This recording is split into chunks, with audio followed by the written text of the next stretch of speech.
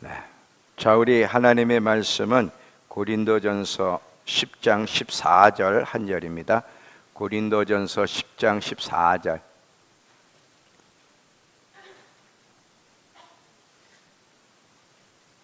자, 제가 읽겠습니다. 고린도전서 10장 14절. 그런즉 내 사랑하는 자들아 우상 숭배하는 일을 피하라. 아멘. 자, 오늘 이 말씀은 우상 숭배하는 일을 피하자, 이 제목으로 말씀 함께 나누겠는데, 이 고린도전서 10장 서도를 어떻게 바울이 시작하느냐 하면, 형제들아 나는 너희가 알지 못하기를 원하지 아니하노니 이 내용을 반드시 너희가 알아야 된다, 이렇게 서도를 시작해요. 근데 사도 바울이 어떤 이야기를 할 때 이렇게 서도로 이렇게 이야기하는 거는 흔하지 않아요. 내가 지금 이야기하려는 이 이야기는 너희가 반드시 알아야 된다 하면서 이제 이야기를 전개해 나갑니다. 그러면서 이스라엘 백성들이 왜 광야에서 다수가 멸망을 당했는지를 설명을 해요. 이 이스라엘 백성들은 하나님을 섬기는 백성들인데도 불구하고, 하나님 백성인데도 왜 다수가 광야에서 멸망을 당했는가? 그리고 이거는 이스라엘 백성으로서 끝나는 것이 아니라 마지막 때를 사는 하나님의 백성 모두 그리스도인들에게 경고를 주는 내용이기 때문에 잘 듣고 알아야 된다는 거예요. 그래서 이 내용은 굉장히 중요하다는 것이죠. 우리가 하나님을 섬길 때 조심해야 될 것이 있는데, 그건 뭐냐면 하나님을 기쁘시게 하는 일이 무엇인지를 잘 알아가고, 반대로 하나님이 싫어하는 일이 뭔가, 하나님을 기쁘시게 하지 못하는 일이 뭔지를 잘 알아가는 것이 굉장히 중요합니다. 왜냐하면 우리의 삶은 이 땅에 사는 것으로 끝나는 것이 아니라 우리가 어떻게 살았는지, 특별히 하나님과 관계 속에서 어떻게 살았는지, 그것이 반드시 우리 영혼의 삶의 질을 결정하기 때문에 그래요. 항상 여러분 잊지 마세요. 어떤 선택을 할 때, 어떤 말을 할 때, 어떤 결정을 할 때, 이것이 심판대 앞에 설 때 어떻게 내 영혼의 운명의 질을 결정할 것인지를 생각을 해야 돼요. 말 하나, 우리의 모든 행동, 선택이 어디서 영혼을 보낼지를 결정한다는 사실인데, 잘 보세요. 영원한 세계, 끝이 없는 영원한 세계의 운명을, 영원한 세계에 비하면 이 땅에서의 70년, 80년은 없는 것과 같은 그런 세월인데, 없는 것과 같은 이 짧은 세월의 삶이 영혼을 결정한다는 게 참 기가 막힌 거예요. 이 사실을 우리가 분명히 안다면 선택도 잘해야 되고요, 기회도 잘해야 되고요, 관계도 잘 맺어야 되고요, 모든 것들을 정말 잘해야 돼요. 최선을 다할 뿐이에요. 근데 오늘 말씀을 보니까 하나님이 기뻐하지 않는 게 있다는 거예요. 여러분, 이 지금 고린도전서는 누가 썼냐면 바울이 썼어요. 바울은 그의 전생애를 하나님을 기쁘시게 하는데 자기 삶을 쏟았어. 특별히 고린도 후서 5장 9절 10절 이후에 보면 나는 하나님을 기쁘시게 하는 일에 심씀에 살아왔다는 거예요. 왜냐하면 우리의 모든 삶을 하나님 심판할 건 나는 알기 때문이라는 거예요. 이렇게 하나님을 기쁘시게 하는 일에 전 시간을 썼던 바울이 지금 이스라엘 백성들의 이야기를 끄집어서 우리에게 경고합니다. 이 이스라엘 백성들은 하나님을 모르던 백성들이 아니었다는 거예요. 자, 다시 한번 고린도전서 10장으로 가보세요. 다시 한번 10장 1절부터 4절까지 보면 이들은 분명히 거듭난 구원받은 백성이라는 거예요. 형제들아 나는 너희가 알지 못하기를 원하지 아니하노니 우리 조상들이 다 구름 아래 있고 바다 가운데로 지나며 모세에게 속하여 다 구름과 바다에서 세례를 받고 다 같은 신령한 음식을 먹으며 다 같은 신령한 음료를 마셨으니 이는 그들을 따르는 신령한 반석으로부터 마셨음에 그 반석은 그리스도시라. 이 이스라엘 백성은 모두가 구원받은 거듭난 하나님의 백성이었다는 사실이에요. 그런데 5절을 보니까 그러나 그들 다수를 한두 명이 아니라 많은 수를 하나님이 기뻐하지 아니하셨으므로 그들이 광에서 멸망을 받았느니라. 이러한 일은 우리의 본보기가 되어 우리로 하여금 그들이 악을 즐겨한 것 같이 즐겨하는 자가 되지 않게 하려 함이니. 지금 이스라엘 백성들은 거듭난 하나님의 백성이었음에도 불구하고 그들 다수를 하나님이 기뻐하지 않았기 때문에, 기뻐하지 아니하셨으므로 그들을 멸망시켰다는 거예요. 하나님을 기쁘시게 하는 삶과 하나님을 기쁘시게 하지 못하는 삶이 어떻게 우리의 운명을 갈라놓는지를 여러분 잘 아셔야 돼요. 항상 하나님을 섬기는 자녀들은 하나님이 어떤 분이신지를 알아가는 일에 힘써야 되는데, 왜냐하면 우리가 알고 있는 하나님에 대한 지식이 많은 경우에는 잘못됐기 때문에 그래요. 이게 많은 사람들에게 도전을 줘요. 오늘도 이렇게 울산에서 한 분이 같이 예배 드리러 또 이렇게 귀한 분이 오셨는데, 제 유튜브를 통해서 수천 명들이 보면서 질문이 그거예요. 어떻게 이런 얘기를 한 번도 듣지 못했죠? 처음으로 이런 얘기를 들었다는 거예요. 너무너무 충격적이라는 거야. 그리고 자기가 가지고 있는 그 구원관에서도 신앙관이 어떻게 잘못됐는지 이제야 깨닫게 됐다는 이런 댓글들이 굉장히 많이 올라와요. 우리가 가지고 있는 지식 가운데 많은 경우 잘못된 지식을 굉장히 많이 가지고 있어요. 잘못된 기초 위에다 집을 지면 그 집은 반드시 무너지게 돼 있어요. 많은 경우에는 이 부분에 대해서 그렇게 깊게 다루지 않습니다. 그리고 어떤 이야기를 많이 하면 이미 예수 믿고 거듭난 한 번 구원받은 사람이 영원히 구원받는 거지 어떻게 구원을 이룰 수 있느냐는 자꾸 그런 질문을 해가는데, 그냥 성경 그대로 믿으면 되는 거야. 성경 그대로 믿어야 돼. 자꾸 자기에 있는 지식과 신학적인 지식을 가지고 성경을 파헤치는 것이 아니라, 사실은요, 사람들이 가지고 있는 지식과 경험이 성경으로 조명이 돼서 그게 올바른 지식인지 아닌지를 분별해내야 되는데, 거꾸로 돼서 사람들의 신학적인 지식과 경험과 가지고 있는 견해를 가지고 이 성경 말씀이 옳으냐 그러냐를 판단해. 어떻게 하나님을 인간의 좁은 지식으로 어떻게 하나님을 가둬놓을 수 있고 판단할 수 있습니까? 거꾸로 돼 있어요, 지금. 분명한 사실은 여러분, 지금 이스라엘 백성들은 확실히 거듭난 백성이었는데 그들은 하나님이 심판하셨다는 거. 왜냐하면 하나님을 기쁘시게 하는 삶을 살지 않았는데, 그것이 무엇인지를 5절 이후에 가서 아주 구체적으로 얘기하는데, 첫 번째가 뭐냐면 우상 숭배한 것 때문이라는 거예요. 그러면 지금 10장 서두에서 나는 반드시 너희가 이 이야기를 알기를 원한다 하면서 풀어가는데, 우상 숭배의 죄가 얼마나 하나님을 모독하고 하나님이 싫어하는 죄인지, 그리고 우상 숭배의 죄의 결과가 무엇인지를 명확하게 우리에게 지금 가르쳐주고 있는 거예요. 사실 죄 자체가 하나님이 싫어하시죠. 그런데 그 하나님이 싫어하는 죄 중에서도 가장 하나님을 모독하는, 싫어하는 죄가 있다면 우상 숭배야. 하나님 옆에 다른 것을 두고 하나님처럼 섬기는 것이 우상인데, 이 우상 숭배하는 자는 그가 누구든, 믿는 사람이든 믿지 않는 사람이든 사망을 향해 걸어가는 사람이요, 하나님의 은혜에서 반드시 끊어진다는 사실을 기억하셔야 돼요. 그러면 어떡합니까? 회개하면 되는 거예요. 말씀을 듣고 내가 우상 숭배하는 사람이었구나 깨닫고 돌이키면 아무 문제가 없는데, 자기가 우상 숭배하면서도 모르고 끝까지 우상 숭배의 길을 가면, 그가 교회에 와서 예배를 드리고 어떤 직분을 받았던 우상 숭배 굴레에서 벗어나지 못했다면 그 사람은 천국 못 갑니다. 그만큼 이 우상 숭배 문제는 굉장히 중요해요. 제가 이거 여러 번 다뤘죠.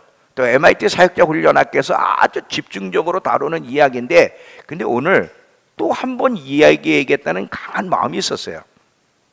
이거는 우리 교회에서 제가 많이 다루는 부분인데 이걸 굳이 또 다뤄야 될까? 이 문제를 가지고 기도하며 씨름하는데 내 마음속에 어떤 강한 마음이 있냐면, 지식으로는 알아. 그런데 여전히 우상 숭배하는 삶에 대해서 경계심 없이 여전히 우상 숭배하고 있다는 그것을 확 마음에 두면서 또 한 번 강조해서 점검시키라는 마음이 일어나기 때문에 오늘 이 말씀을 다시 한번 전하고자 합니다. 자, 왜 이 우상 숭배는 사망을 향해 걸어가는 것이고 하나님의 은혜에서 끊어지는 용서받을 수 없는 죄냐면 하나님이 모든 피조물을 창조하신 목적 때문에 그래요. 하나님이 모든 피조물을 창조하시고 구속하신 목적은 하나님으로 기뻐하며 하나님 한 분만을 예배케 하시기 위해서 인간을 창조하셨어요. 이 예배라고 할 때는 여러분 잘 봐요. 이 예배한다 그럴 때는 반드시 어떤 특정한 장소에 와서 하나님을 예배하는 것만 예배가 아니에요. 예배한다는 것은 좀 더 깊은 차원이 있는데 우리의 마음과 생각을 빼앗고 우리의 삶을 지배하고 우리의 삶에 영향을 끼치는 것이 있다면 그것이 사람이든 무엇이든 사람은 그것을 숭배하게 되는 거예요. 그러니까 예배한다 할 때 단순히 주일날 교회 와서 하나님만 예배하는 것이 아니라 우린 예배하면서도 다른 것을 숭배하며 살아갈 수 있습니다. 쉽게 말하면 여러분의 생각과 마음을 완전히 빼앗는 것, 여러분의 삶에 영향을 끼치고 있는 것, 이끌어가는 것이 하나님이 아니라면 여러분은 다른 것을 예배하고 있는 거예요. 원래 하나님은 인간을 창조할 때 하나님과의 친밀한 교제 속에서 하나님을 깊이 알아가고 그리고 그 하나님을 알아갈수록 우리는 그 하나님을 사랑할 수밖에 없고 그 하나님을 예배할 수밖에 없어요. 왜 사람들이 허망한 것을 예배하냐면 하나님을 모르기 때문에 그래. 하나님이 어떤 분인지를 정말 알게 되면 그분의 그 사랑이, 십자가의 사랑이 무엇인지를 알게 되면 그분 외에는 예배할 분이 없게 되는 거예요. 그래서 하나님이 어떤 분이신지를, 예수 그리스도가 누구인지를 깊이 알아가야 될 이유는 그분을 아는 만큼 사랑하고 예배하게 되어 있고, 그리고 그분을 알게 되면 우리의 삶에 그리스도보다 더 소중한 분이 없고, 우리의 삶에서 가장 누구를 드러내야 돼? 나를 드러내는 것도 아니고 다른 사람을 드러내는 것도 아니고 예수 그리스도 외에는 드러낼 분이 없다는 것을 우리가 깨닫게 되는 것이죠. 이것이 하나님이 피조물들을 창조하신 이유요, 구원하신 이유인 거예요. 이거를 마음에 새겨 놓으셔야 돼. 이걸 한순간도 여러분 잊어버리게 되면 우리는 우상 숭배 속에 자연 속에 빠지게 되는 것이죠. 예수님이 곧 오실 거예요. 제가 그랬죠. 저 개인적으로 예수님 오시는 게 20년 이상 안 갈 것 같다. 제가 계속 그 얘기를 하는데 곧 한 짐승, 적그리스도라고 하는 세계를 지배할 짐승이 등장할 거고 예수님이 곧 오실 텐데, 예수님이 오실 때 신부를 데리러 오세요. 악을 심판할 뿐 아니라, 이 세상을 심판할 뿐 아니라 신랑을 기다렸던 신부들을 데리러 오실 텐데, 분명한 사실은 우상 숭배하는 교회, 우상 숭배하는 신부, 더러운 신부는 데리러 오시지 않을 거라는 사실. 안 데려옵니다. 여러분, 만약에 여러분들이 누구하고 결혼하려고 하는데 그 결혼 대상자가 다른 대상자, 다른 배우, 다른 사람에 대해서 자꾸 이야기하고 관심을 갖는다면 그 사람하고 결혼하겠습니까? 당연히 안 하죠. 우린 지금 결혼식을 한 게 아니에요. 예수 그리스도로 말미암아 신부의 법적인 자격을 얻었지만 아직 혼인식을 거행한 게 아니에요. 예수님이 오셔서 우리를 데려가심으로 혼인식이 거행돼. 아직 혼인식이 거행된 게 아니야. 계시록 19장 가보세요. 계시록 19장.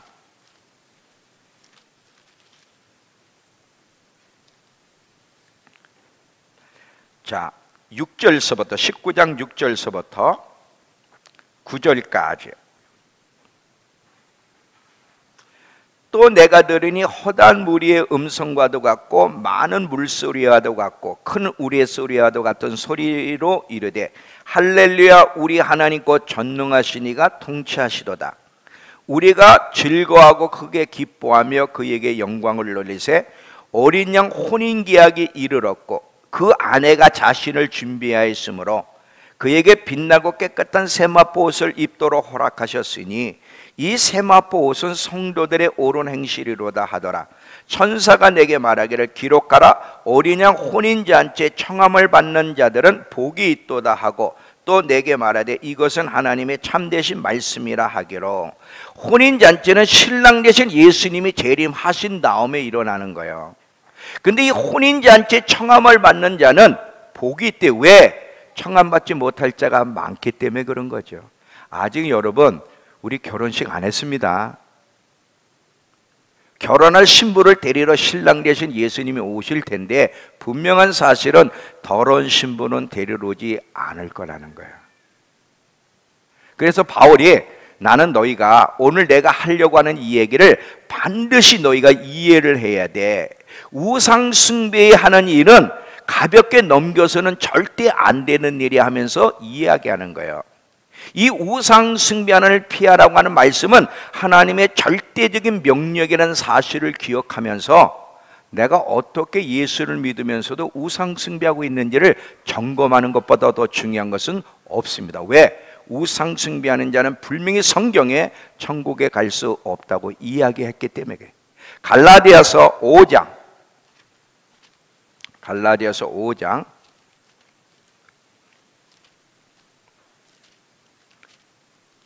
19절서부터 20일 갈라디아 교인들에게 바울이 한 서신서죠. 다 이 교인들에게 한 이야기예요.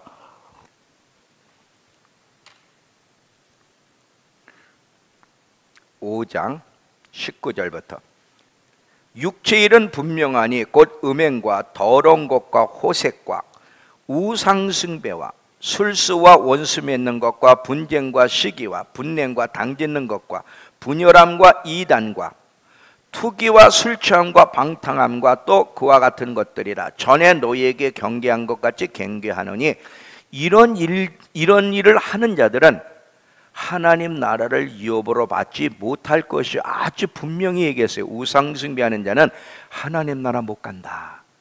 이거는요 불신자에게만 얘기한 것이 아니에요. 갈라디아 교인들에게 한 서신서예요. 에베소에도 마찬가지입니다. 에베소 5장 5절에도 314페이지 신약 에베소 5장 5절 너희도 정녕 이것을 알거니와. 그 바울은 지금 전제 조건을 뭘로 걸느냐? 너희는 이미 알고 있다는 거예요. 그런데 뭘? 음행하는 자나 더러운 자나 탐하는 자 곧 우상 숭배하는 자는 다 그리스도와 하나님 나라의 기업을 얻지 못한다는 걸 너희가 알고 있다는 거지. 계시록 21장 8절. 계시록 맨 뒤에 21장 8절 421페이지.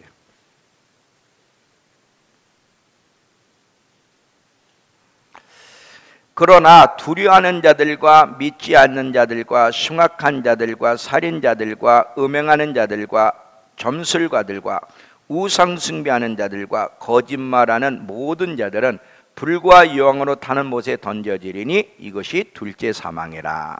계속 우상숭배하는 자는 하나님 나라 유업으로 받을 수 없다는 것을 계속해서 성경은 이야기하고 있어요.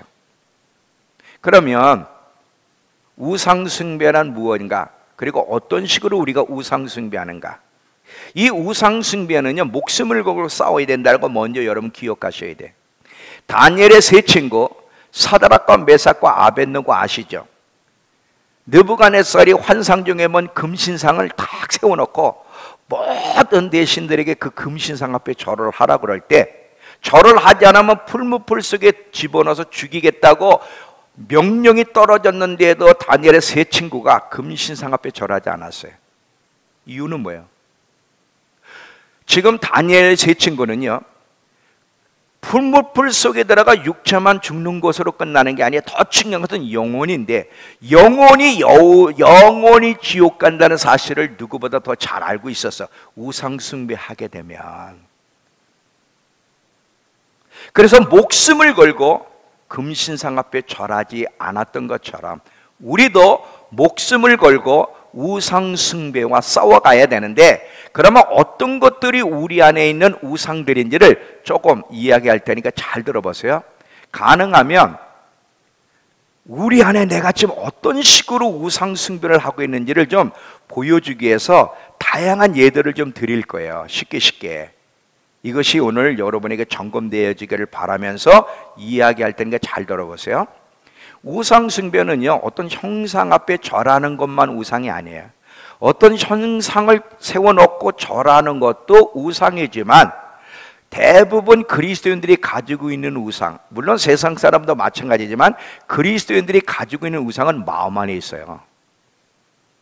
이 마음 안에 하나님보다 더 중요하게 여기는 것, 하나님 외에 다른 것을 더 좋아하고 다른 것을 더 의지하고 다른 것에 더 많은 시간을 들이고 관심을 기울이고 열정을 기울이게 하는 것이 있다면 그게 우상이에요. 왜냐하면 우리 모든 피조물에게 있어서, 인간에게 있어서 최우선적 권리, 최우선적 권리는 반드시 하나님만이 가지셔야 돼요. 이거를 여러분들이 아시. 나에게 있어서 사랑면에 있어서나 충성면에 있어서나 관심면에 있어서나 좋은 면에 있어서나 열정면에 있어서나 모든 면에 있어서 항상 첫 번째는 하나님이 돼야 돼. 왜냐하면 하나님을 위해서 인간이 창조됐기 때문에. 근데 이것이 다른 것이 하나님의 자리를 차지하고 하나님이 두 번째, 세 번째, 하나님을 믿어도 이게 두 번째, 세 번째, 열 번째로 밀려나기 시작한다면 그 사람은 우상 숭배하는 거야.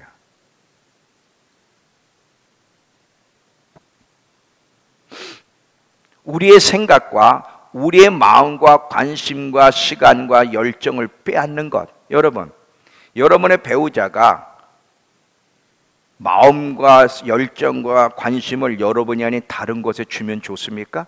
안 되잖아. 어떤 사람은요, 하나님 이기적이시네, 하나님 너무하시네. 안 너무해. 당연한 거야. 이거는 부부관계를 생각해 보면 이거는 아주 당연한 것이죠.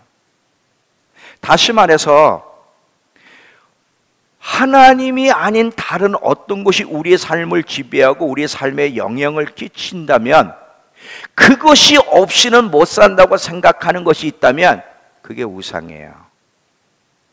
자, 다 자꾸 이렇게 이 모양 저 모양으로 풀어서 설명할까? 잘 들어보세요. 하나님만이 주실 수 있는 것을 다른 것에서 얻으려면 그게 우상인데, 자, 위로, 행복, 만족, 평안, 기쁨, 삶의 의미, 정체성, 이 모든 것은 하나님만이 주실 수 있어요. 근데 이런 것들을 하나님에게서 찾는 것이 아니라 물질이든 사람이든 가정이든 다른 것에서 위로와 평안과 만족과 기쁨과 행복과 삶의 의무와 정체성을 찾는다면 그게 우상이야. 그게 신이야. 자, 예를 좀 드릴게요. 자, 제가 그랬죠. 이거 오늘 전하는 이유는 많은 그리스도인들이 우상 숭배하면서도 모르고 벗어날 생각하지도 않는다. 이게 큰 문제. 겉으로는 알아. 우상 숭배하면 안 된다는 거. 그런데 실제로는 우상 숭배하고 있어요. 근데 그것을 모르고 있고 거기서 벗어나려는 몸부림이 없다는 것이 문제죠. 나중에 여러분 계시록 18장에 가면 바빌론이 무너지는 얘기가 나오는데, 계시록 18장에 가보세요. 계시록 18장 1절부터 4절까지 보시면, 계시록 18장 416페이지 1절부터 4절. 이일 후에 다른 천사가 하늘에서 내려오는 것을 보니 큰 권세를 가졌는데 그의 영광으로 땅이 환하여지더라. 심찬 음성으로 외쳐 이르되 무너졌도다 무너졌도다 큰 성 바빌론이여, 귀신의 처소와 각종 더러운 영이 모이는 곳과 각종 더럽고 가증한 새들이 모이는 곳이 되었도다. 그 음행의 진노의 포도주로 말미암아 만국이 무너져 많은 나라가 넘어졌고, 또 땅의 왕들도 그와 더불어 음행하였으며 땅의 상인들도 그 사체의 세력으로 치부하였도다 하더라. 또 내가 들으니 하늘로부터 다른 음성이 나서 이르되 내 백성아 거기서 나와 그 죄에 참여하지 말고 그가 받을 재앙들을 받지 말라. 여기서 말이죠, 바빌론이 어디를 말하느냐? 자, 바빌론은 어떤 나라나 도시를 얘기하는 게 아니라는 거예요. 이 바빌론은 지금의 이라크 수도죠. 옛날에 이라크. 근데 이라크는 거의 뭐 이 정도로 좀 세계를 지배할 수 있는 여건이 모든 게 끝났어요. 여기서 말하는 바벨론은 실질적으로 바벨론 도시라기보다는 세계 경제 시스템을 얘기해. 잘 들어봐요. 지금은요, 모든 사람, 왕이든 상이든 모든 사람, 모든 왕국이든 세계 경제 시스템이 사람들을 지배하고 있는 세상이에요. 이걸 바빌론으로 지금 표현하고 있는데, 이 세계 경제 시스템이 우리의 모든 인간들의 삶을 지배하고 조종하잖아요. 이게 사실은요, 세상의 돈이, 세상의 경제 시스템이 지금 인간에게 우상승, 인간으로부터 숭배를 받고 있는데, 여기서 나오지 않으면 모두가 파멸한다는 거예요. 그런데 음행이란 말을 표현해. 자, 여기서 만국과 왕들과 상인들이 그의 음행으로 말미암아 무너졌도다 그래.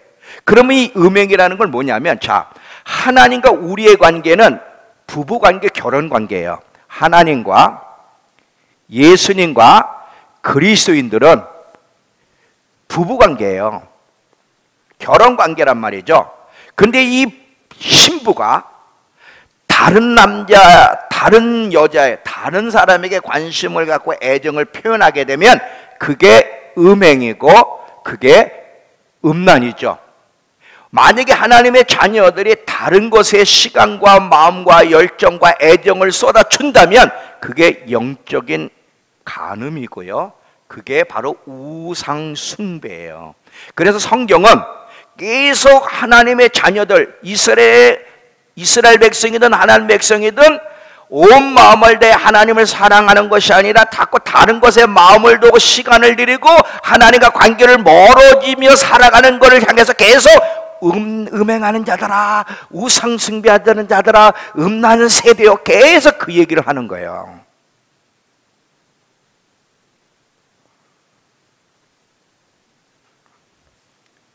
우리가 예수를 믿어도 영적인 간음을 하게 되면 그건 사형입니다. 자, 야고보서 4장을 가보세요. 야고보서 4장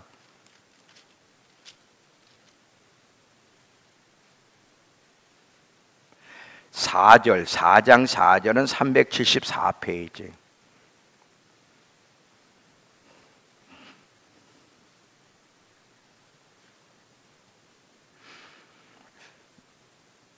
야고보서 4장 4절. 간음하는 여인들아, 이것도 영적 간음을 얘기하는 거죠.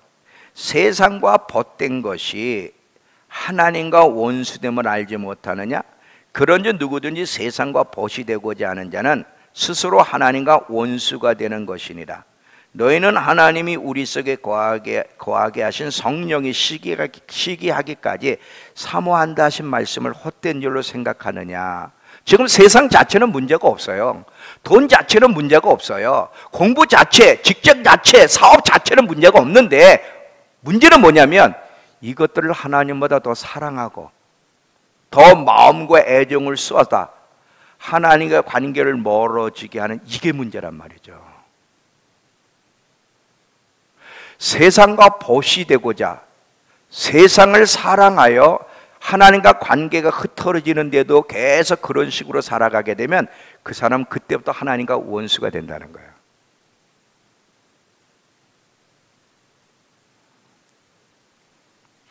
세상 경제 시스템은 완전히 박살이 날 겁니다. 다 계시록 18장 다시 보세요. 계시록 18장 417페이지 다시 21절 가보세요.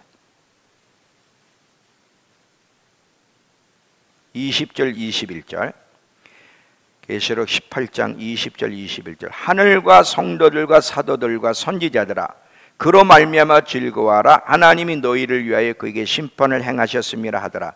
이에 한 힘센 천사가 큰 맷돌 같은 돌을 들어 바다에 던져 이르되 큰 성 바빌론이 이같이 비참하게 던져져 결코 다시 보이지 아니하리로다. 하나님이 경제 시스템을 완전히 무너뜨릴 거예요. 여기서 나오지 않으면, 세상이라고 하는 우상을 숭배하는 데서 나오지 않는다면 함께 망한다는 거예요. 여러분, 지금 우리가 살고 있는, 우리가 지금 있는 이 세상은 우상에 점령한 사회와 문화라는 거 잊지 마세요. 우리가 살고 있는 이 세상은요, 우상에 점령한 사회예요. 우상에 점령한 문화 속에 우리가 살고 있다는 사실을 기억하면서 조심해서 살아야 되는 거예요. 어떤 형태로 우리 마음의 우상을 드리고 있는지 좀 더 이제 구체적으로 얘기할 건데, 하기 전에 이 우상을 버리지 않는 자, 우상을 마음에 품고 있는 자에게 하나님이 어떻게 또 경고하시는지를 한 번 더 보고, 그리고 이제 구체적으로 들어가도록 하겠습니다. 에스겔서 14장, 자 여기를 보세요. 3절에서 6절인데 메시지 성경으로 볼게요. 우리 성경 말고 메시지 성경, 유진 피터슨의 메시지 성경으로 봅니다. 3절에서 6절이에요. 잘 보세요. 우상 숭배하는 자들에서 주님 뭐라고 선고하는지. 사람의 아들아, 이 백성은, 이제 사람의 아들은 에스겔 선지자를 말해요. 에스겔아, 이 백성은 마음속에 우상을 들여놓았다. 이스라엘 백성을 말하는 거죠. 자신을 파멸시킬 악독을 품고 산다. 우상 숭배는요, 우리를 파멸시키는 악독이라는 거예요. 그런 자의 기도에 내가 왜 마음을 써야 하느냐? 그러나 그들에게 말하여라. 주 하나님의 메시지다. 마음속에 우상을 들여놓고 자신을 파멸시킬 악독을 품고 살면서 뻔뻔스럽게 예언자를 찾아오는 이스라엘 사람들아 모두 주목하여라. 잡다한 우상들을 질질 끌며 나오는 그들에게 나 하나님이 직접 나서서 대답하겠다. 나는 이스라엘 족속의 마음, 이스라엘 족속,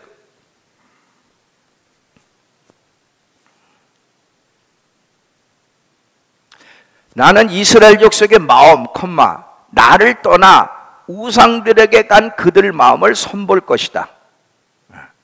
그러므로 이스라엘 족속에게 말하여라. 주 하나님께서 말씀하신다. 회개하라. 너희 우상들에게서 돌아서라. 역겹기 그지없는 짓들에서 돌아서라. 이게 우상 숭배 가운데 있는 하나님 백성을 향한 하나님의 경고입니다. 자, 이 경고를 들으면서 우리가 그러면 어떤 식으로 우상 숭배하는지를 이야기하니까 잘 들어봐요. 그리스도인들이 우상 숭배하는 경우는 크게 두 측면에서 있다 그랬죠. 자,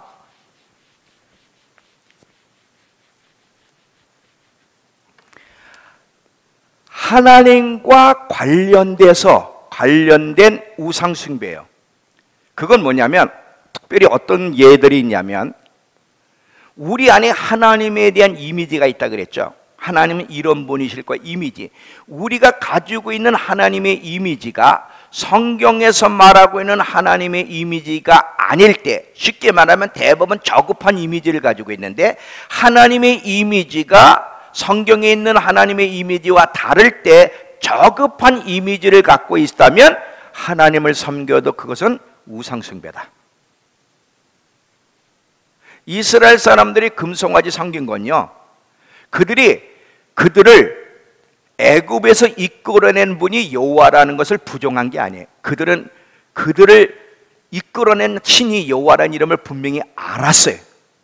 그리고 그 신이 얼마나 전능한 신인지 알았어요. 근데 그분의 이미지를 송아지로 만들었다는 거예요. 우리 안에 어떻게 저급한 하나님의 이미지를 오늘 한국 교회들이 가지고 있냐면, 자, 예수님은 초림의 이미지와 재림의 이미지를 다 가지고 있어요. 근데 지금 한국 교회는 보통 초림의 이미지만 붙잡고 있어요. 용서, 사랑, 은혜, 자비, 구원 다 딱 중요한 거죠. 근데 이 부분만 붙잡고 예수님은 또 죄에 대해서 심판으로 오시는 분이다. 우리가 불의와 불순종과 죄에 대해서 회개하지 않으면 악을 악이라 말해야 되는 악을 선이라고 말하는 식으로 살아가게 되면 반드시 예수님은 심판주로 오셔서 심판한다. 회개와 거룩과 심판 때에 대한 얘기를 안 하고 초림의 이야기만 하게 되면 하나님을 저급하게 만드는 거예요. 그래서 어떤 식까지 흘러요? 동성애자들도 사랑해야 돼. 동성애자들이 그 동성애라는 것이 죄라는 사실을 알고 하나님의 회개하며 하나님의 자비를 구한다면 우리는 환영하고 그들을 용서하고 품어줘야 되지만, 동성애가 죄라는 사실을 모르면서 떳떳하게 교회로 오면 그들을 내쫓아야 돼요. 그건 말도 안 되는 거예요, 그거는. 근데 초림의 이미지를 가지고 있으면 그들도 용납을 해야 돼. 이게 저급한 하나님의 이미지를 가지고 있는 모습이에요. 자, 또 보세요. WCC.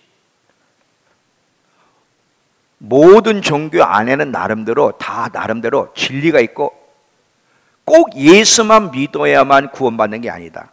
예수만 진리가 아니다. 각 종교 안에도 진리가 있고 그 종교를 잘 신봉하면 구원을 받을 수 있다고. 이게 WCC잖아요. 이건 용납이 안 되는 거지.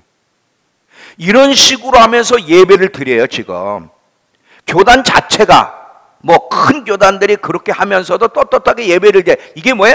저급한 하나님을 신봉하는 우상 숭배하는 자들의 그들이. 이건 용납이 안 되는 거죠.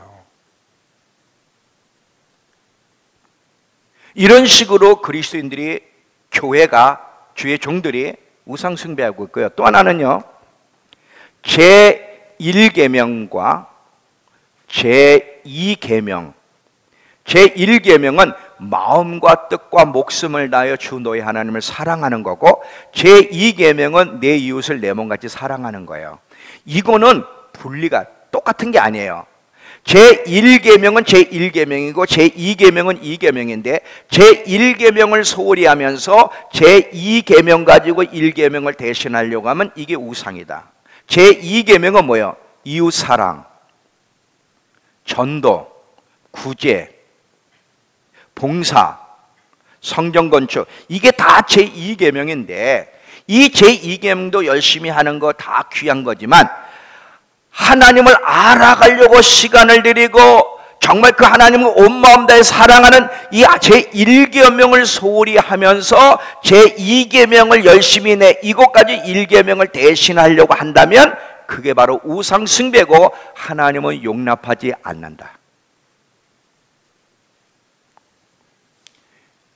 이게 또 문제예요. 자기가 개인적으로 하나님과 시간을 들이면서 하나님아, 이게요, 목사님도 어떤 유혹이 있냐면요, 자, 일주일 내내 설교하느라고 성경을 읽어요. 성경이 있는데 성경을 읽는 이유가 뭐냐 이거죠. 설교하기 위해서 성경이 있느냐, 하나님을 알아가기 위해서 시간을 들여 성경을 읽느냐야. 자, 목사님들이 어느 때는 참 너무 안쓰러운 것 같아. 여러분, 제가 좀 안쓰럽지 않습니까? 새벽 예배 준비해야 되죠. 사실 이게 불가능한 거예요. 주일 낮, 저녁, 큰 교회는 또 매부 예배가 있죠. 수요 예배 있죠. 금요철에 있죠. 여러분, 한번 한 편만이라도 설교를 준비해봐. 일주일 내내 머리 쥐가 나. 사실 불가능한 거거든. 설교가 일주일에 10번 이상이 되는데 그거 어떻게 준비해? 그러다 보니까 개인적으로 하나님이 어떤 분인을 알아가려고 이렇게 시간을 들일 시간이 없어. 설교 준비하느라고 온 시간을 다 들여. 근데 설교 준비가 하나님을 알아가려고 하는 것과 다르다는 거 아세요?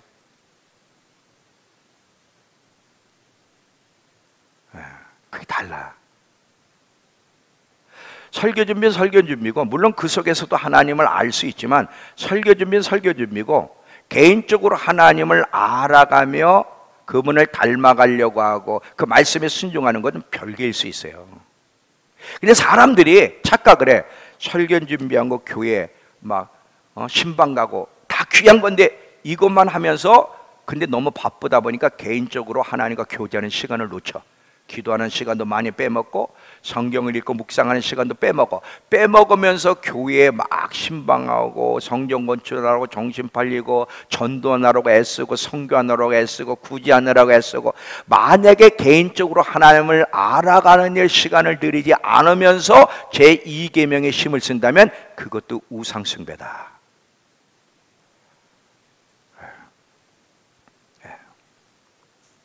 이런 식으로 교회가 우상숭배를 해요.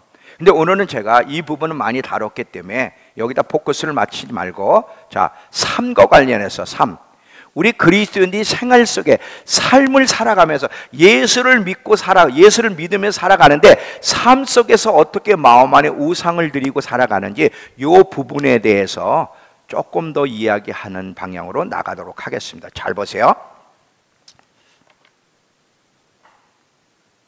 10계명의 제1계명은 나 외에 다른 신을 내 옆에 두지 말라는 거야.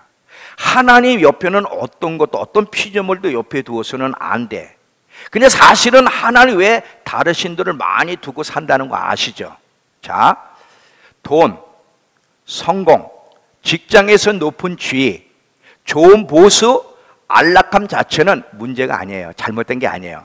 그런데 이런 것들 때문에 하나님을 섬기고 예배하며 하나님을 알아가는 일이 소홀히 되고 신앙을 대폭 양보하게 되면 이게 우상이다. 이해는 돼요? 자, 특별히 여러분 돈 조심하셔야 돼요. 마지막 때 돈을 우상 숭배하는 자는 비참한 최후를 만날 텐데, 자, 어떻게 비참한 최후를 만나냐? 하이드 베이커라고 하는 세계적인 하나님의 사람이 있어요. 그분이 환상을 본 얘기 얼마 전에. 환상을 봤는데 미국 사람들이 배급을 타려고, 왜 그 노숙자들이 배급 타는 거잖아. 배급 타려고 줄로 쫙 서 있더래. 근데 그 배급 타러 줄로 서 있는 사람들이 거지들이냐? 아니야. BMW 타고 오고 벤츠 타고 오고 옷도 이렇게 막 깔끔하게 입고 온, 겉으로 볼 때는 배급 탈 사람들이 아닌데 좋은 차를 타고 와가지고 다 배급 타느라고 줄 서 있더래. 그래서 하도 이상해가지고 성령께 여쭤본 거예요.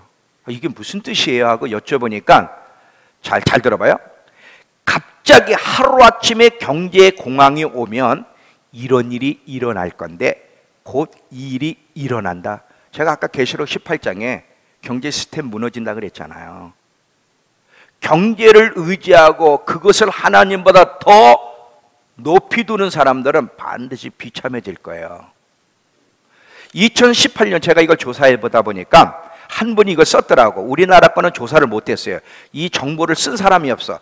팀 켈러라고 하는 사람이 자기 책에다가 2008년도 미국 경제가, 세계 경제가 위기를 만났을 때 미국에 있는 부유한 자들이 어떻게 자살했는지를 쫙 글로 썼어. 그걸 제가 조금 이제 얻어가지고 왔어요. 잘 들어봐요.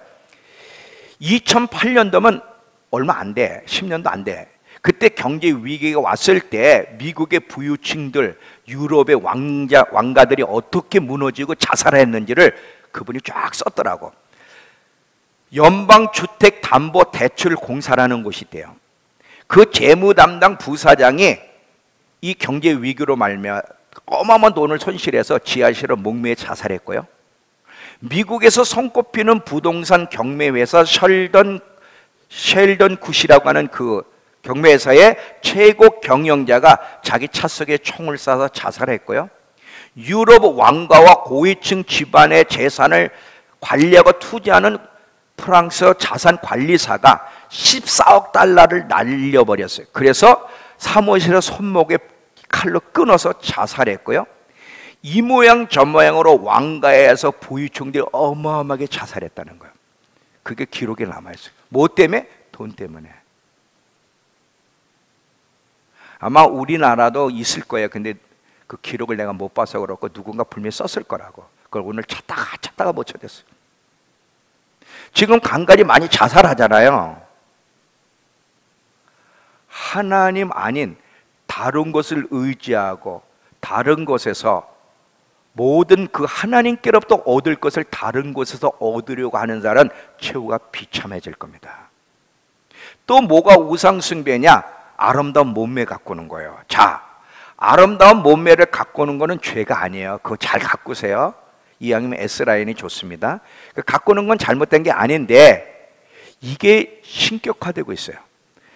요즘 남자도 그렇지만 여자도요, 아름다운 몸매, 건강관리 때문에 시간과 돈과 마음을 온전히 쏟는 사람들이 점점 많아져. 조금만 살이 빠지면 난리 나가지고 나 살 빠졌어, 살쪘어 얘기하는 사람들이 있어. 신앙이 미끄러지는 것 때문에 난리치는 사람 봤나?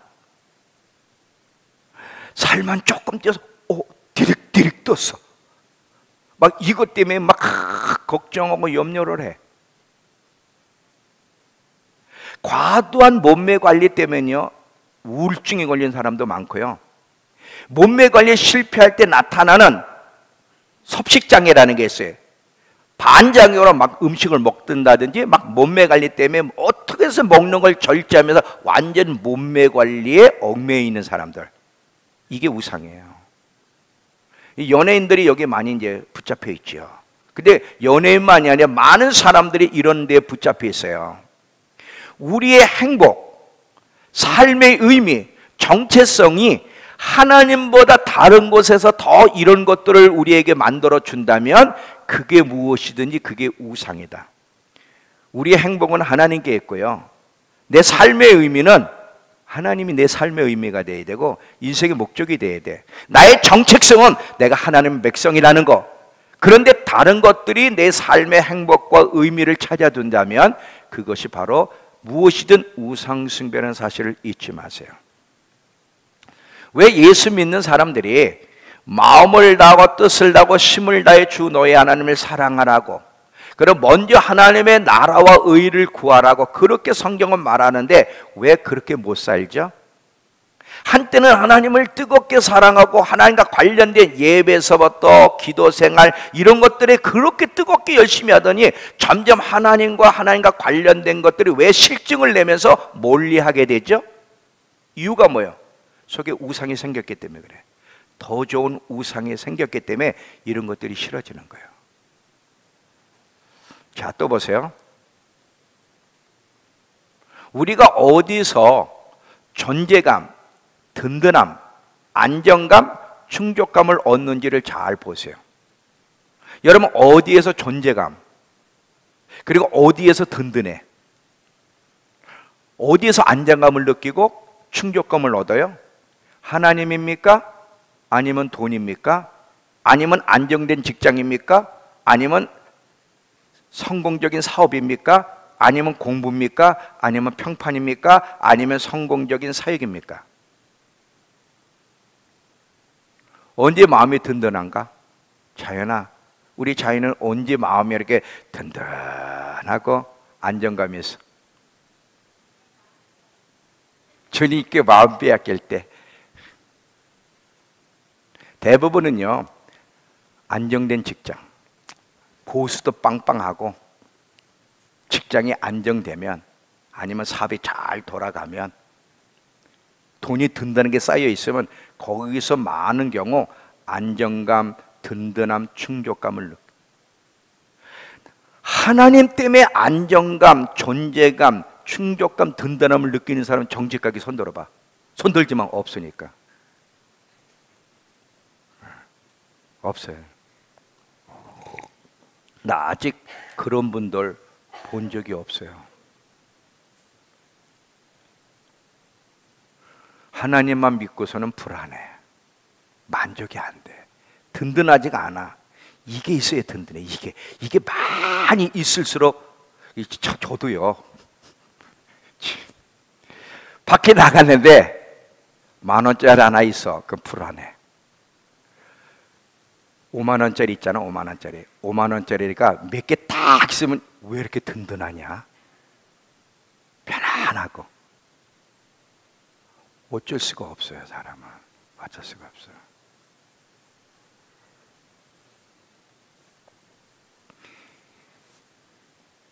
이 잘못된 기초, 잘못된 신을 신봉하게 되면 반드시 여러분 실패로 비참한 죽음을 맞이한다는 거 잊지 마시기 바랍니다. 여러분, 많은 사람이요, 돈이 사랑하는 이성이, 가정이, 취미가, 인맥이, 평판이, 인정이, 사회적 지위가 우상이 될 수 있다는 사실에 대해서 생각을 안 해. 자, 지금 계속 제가 얘기해요. 만약에 여러분이 마음속으로 이렇게 말을 한다면 저것만 있으면 내가 가치 있는 사람이 될 수 있을 텐데, 저것만 가지면 안정이 될 수 있을 텐데, 저것만 있으면 문제가 해결될 텐데, 근데 저것이 나의 희망과 삶의 의미와 충족을 주는 것, 저것이 하나님이 아니라 그게 다른 것이라면 그게 우상이에요. 자, 또 예를 드릴게요. 어떤 여자가 그런 고백을 했어요. 살면서 찢어지게 가난하게 살아온 여자가 있어. 이 여인은 하는요, 돈이에요, 돈. 너무 인생을 찢어지게만 살아왔기 때문에 오직 꿈이 돈 버는 거야. 나는 돈 벌어야 돼. 돈, 이 돈에 미친. 그러다가 배우자를 만났는데 그 배우자가 사랑하는 배우자가 아니야. 근데 돈이 많아. 돈이 많아가지고 이분의 꿈이 뭐냐? 돈이야, 돈. 그 한 맺혔거든. 그 돈 때문에 사랑하지 않는 사람과 결혼을 해. 이 삶이 행복할까요? 불행할까요? 불행하고 비참하게 끝납니다. 왜? 우상숭배는 비참하게 끝나요. 야곱을 볼게요. 이해가 되시죠 지금? 자, 야곱을 보면 야곱도 어떻게 우상숭배했는지 잘 봐요. 야곱이 누구죠? 야곱이죠. 자, 아브라함의 아들이 누구예요? 이삭. 이삭의 두 아들이 누구죠? 에서, 야곱이죠. 여기까지는 아시죠? 자, 이 야곱을 잘 보세요. 야곱이 어떻게 우상숭배하게 되는가? 자, 설명을 합니다. 야곱은요, 그러니까 축복권과 장자권을 속여 빼앗는 바람에 형이 복수하려고 해서 도망가잖아요. 도망가면서 야곱은요, 가족과 유산도 다 잃어버리게 되고요, 생전, 그리고 다시 부모가 살아있을 동안은 못 돌아와. 생전에 부모를 보지 못하는 불우한 자가 야곱이에요. 그리고 이 야곱은요, 모든 걸 사실 다 잃었어. 사랑하는 엄마의 사랑도 다 못 받고 도망갔고, 아버지한테는 사랑을 못 받았어. 왜? 아버지는 에서를 더 좋아했으니. 이렇게 참 불우하게 사랑받지 못한 야곱이 라반의 집 삼촌집에 도망갔다가 누구를 탁 만났어? 라헬을 만났어. 라헬을 만났는데 라헬에 홀딱 반했어요. 잘 봐요. 우리 남자가 여자한테 홀딱 반하는 게 정상이잖아요. 근데 야곱은 비정상이다. 설명하니까 잘 들어봐요. 홀딱 딱 반했어. 반해가지고 라헬을 얻기 위해서 대가를 치르는데 어마어마한 대가, 7년 동안 종살이의 대가를 치러. 이거는 굉장한 어마어마한 큰 액수야, 한 여인을 얻기 위해서. 그런데 7년이 지난 다음에 야곱이 라반에게 하는 얘기가 있어요. 자, 한번 봅시다. 창세기 29장 21절을 가보시면, 창세기 29장 21절에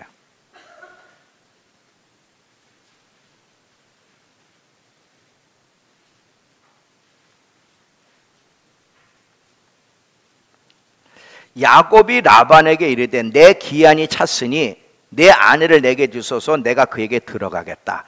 이 말이 말이죠, 무슨 말이냐면 결혼하겠다는 이야기 이상인데, 뭐냐, 이게 시브리어 문구인데 이게 성적인 노골적인 표현 중에 하나라는 거예요. 어떤 표현이냐면 학자가 이걸 이렇게 썼더라고. 삼촌, 어서 라헬과 첫날 밤을 치르게 해주세요. 당장 주세요. 이런 표현이래요. 성적인 욕구에 대한 표현도 이 속에 들어가 있는데, 그럼 왜 시브리 문구가 이렇게 노골적으로 썼냐면 잘 봐요. 야곱은 삶이 공허했어요. 아버지 사랑도 아까 못 받았다 그랬죠? 소중한 어머니 사랑도 못 받고 도망갔잖아요. 그리고 끝났잖아요.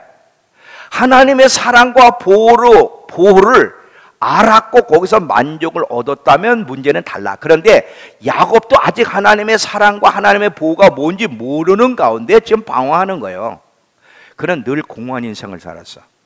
그러던 차에 라헬을 만난 거예요. 라헬을 만나는 순간 어떤 생각이 왔냐면, 저 라헬, 저 여자만 얻으면 비참한 내 인생 잃어버린 거 회복되겠구나. 저 여인만 내가 얻을 수 있다면 사랑, 받지 못한 사랑, 삶의 의미, 욕구를 되찾을 수 있겠구나. 그래서 라헬을 선택한 거예요. 그러니까 하나님에게서 자꾸 얻어야 될 것을 라헬에게서 자꾸 얻음으로 말미암아 야곱에게는 라헬이 하나님이 됐어요. 이해가 되세요? 좀 어렵죠?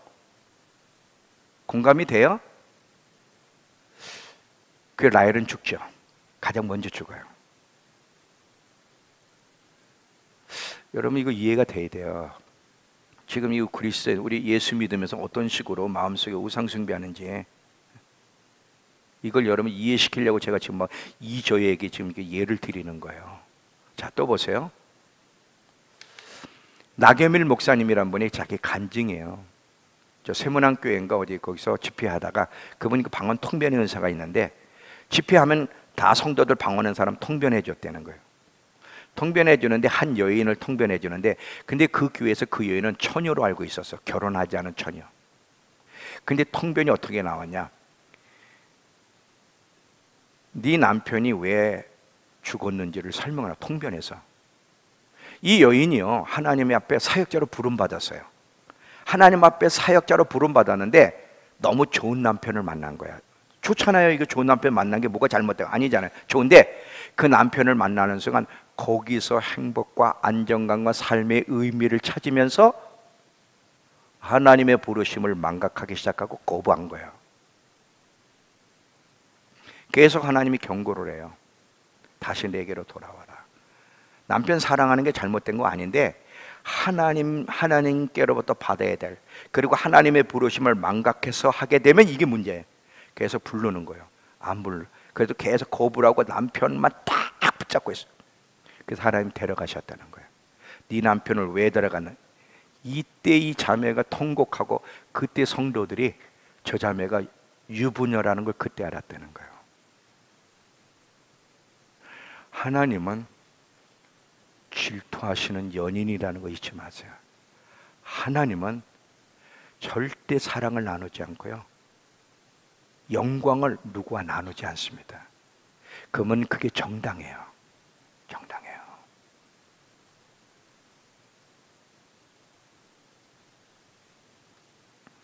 어떤 분은요, 특별히 여자들이 많이 그래요. 남편 앞에 사랑을 못 받다 보니까 자녀의 성공에서 행복과 기쁨과 삶의 의미를 찾으려는 사람. 그래서 자녀 잘 되는 게 자랑의 그 기쁨이 된다면 이것 또한 우상이에요. 하여튼 하나님이 주셔야 될, 하나님이 있어야 될 자리에 가정을 올려놓든 자녀를 올려놓든 배우자를 올려놓든 이성을 올려놓든 누구를 올려놓든 하나님과 대등한 자리에 올려놓으면 그건 안 되는 거예요. 안 되는 거예요. 연애하는 사람들 조심해. 연애하는 사람들. 연애가 나쁜 건 아니에요. 연애해야죠. 근데 그 연애하느라고 예배도 빠지고 하나님에 대한 관심도 소홀히 되고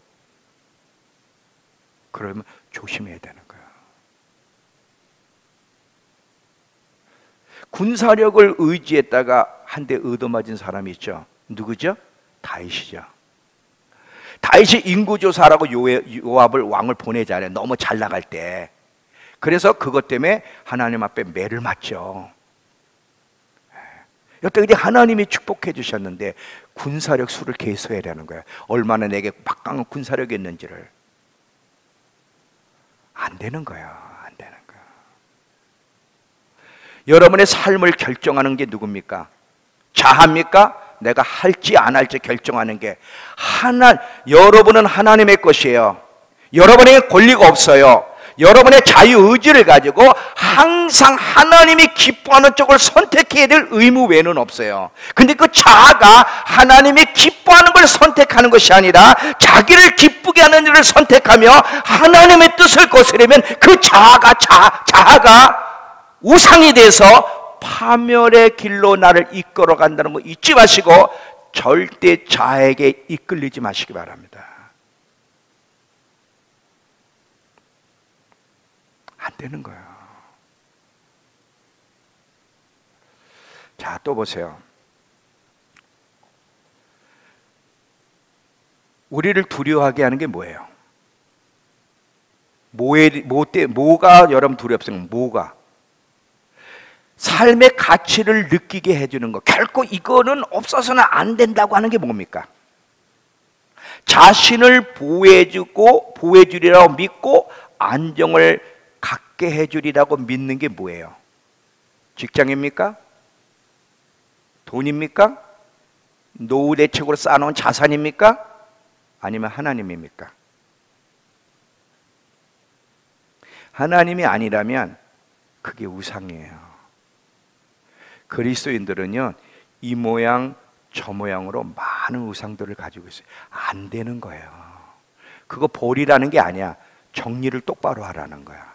돈도 필요하고요, 취미도 필요하고요, 다 필요한데 하나님 자리에 놓고서는, 하나님과 관계를 소홀히 하게 해서는, 하나님과 관련된 것들을 뒤로 밀어버리게 해서는 안 된다는 거예요. 안 된다는 거. 바울이 얘기합니다. 너희 잘 들어라. 내가 이 하는 말은 너희가 결코 알아야 될 말이야. 이스라엘은 하나님 백성이다. 그 하나님 백성이 다수가 하나님이 광야에서 다 멸망시켰어. 왜 그런지 아니? 하나님을 기쁘시게 하지 못했기 때문이야. 그럼 그들이 어떻게 살았기 때문에 하나님을 기쁘시게 하지 못한 줄 알아? 몇 가지를 얘기하면 첫 번째 뭐냐? 우상 숭배했기 때문이야. 이렇게 설명을 하는 거야.